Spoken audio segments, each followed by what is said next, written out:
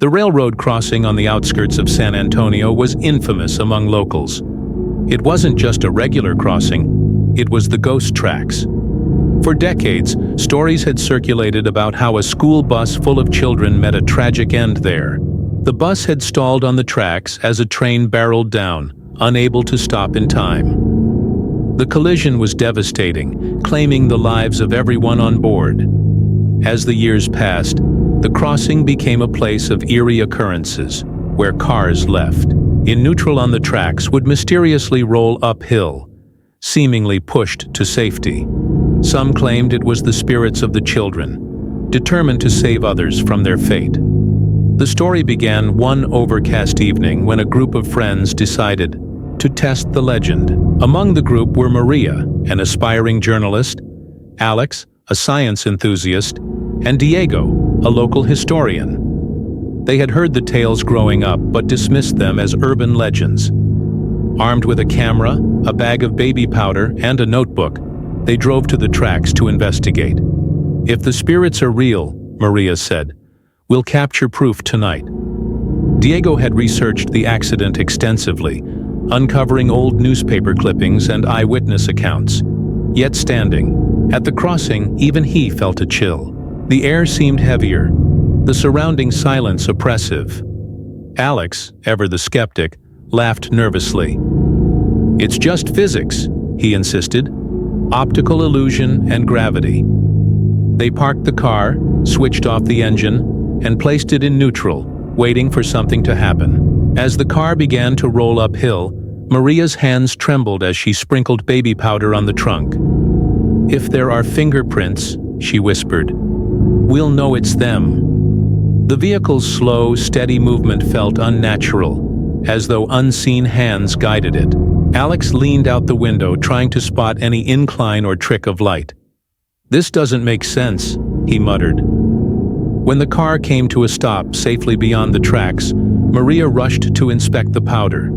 Her gasp echoed in the night.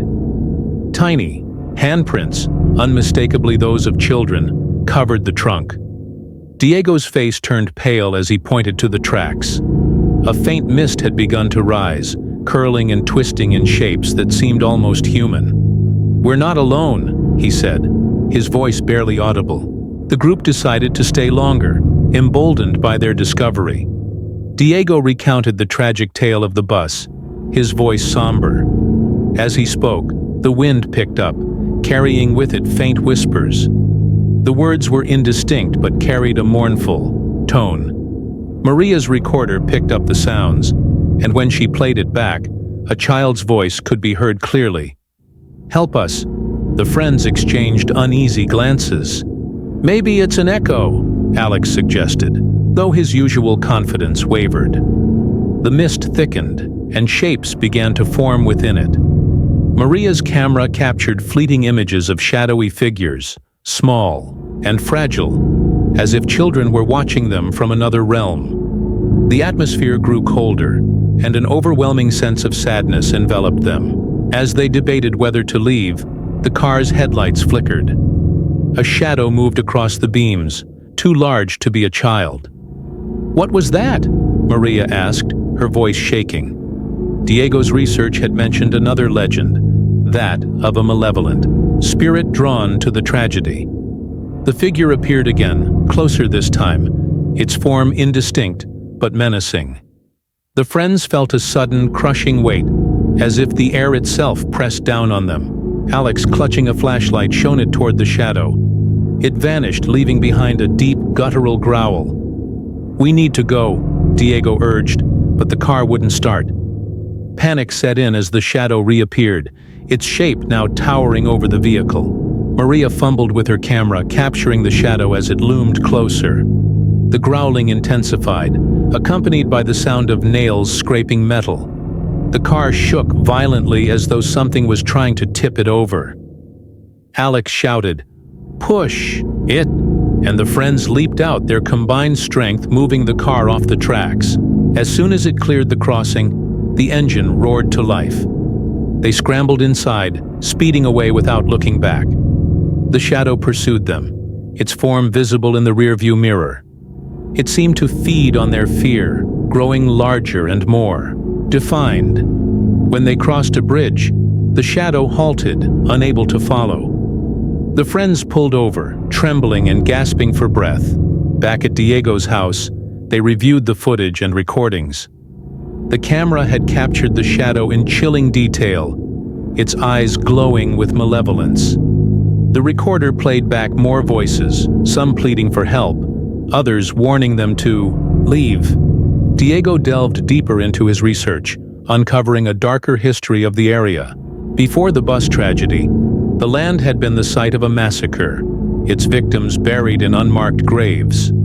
The malevolent spirit, he theorized, was the restless soul of a vengeful figure from that time, angered by the intrusion of the children's spirits. Maria's article began to take shape, but the group's unease grew. They felt watched, their shadows stretching unnaturally in the dim light. Over the next few days, the friends experienced inexplicable phenomena. Objects moved on their own, whispers filled the silence, and dark figures appeared in their peripheral vision. Maria's camera, left on her desk, captured footage of her room at night. The shadow appeared, standing at the foot of her bed, its eyes glowing. Alex's scientific equipment malfunctioned, readings spiking without explanation.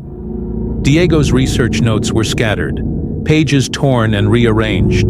The group realized the spirit had followed them, its wrath unrelenting. They sought help from a local medium, who confirmed their fears. "The spirits of the children are trapped," she said, "and the shadow is their jailer. You must set them free." Determined to end the haunting, the friends returned to the tracks with the medium. She conducted a ritual, calling upon the spirits of the children. The mist returned, thicker than before, and the children's figures appeared, their faces etched with sorrow.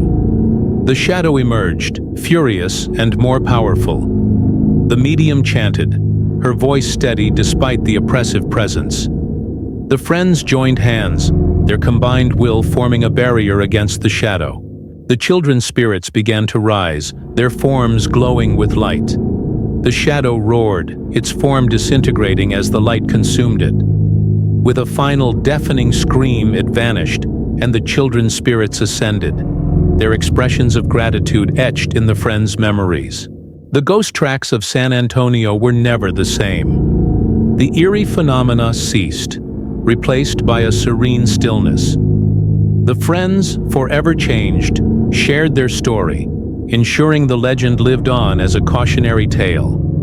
Maria's article became a sensation, blending fact and personal experience to captivate readers.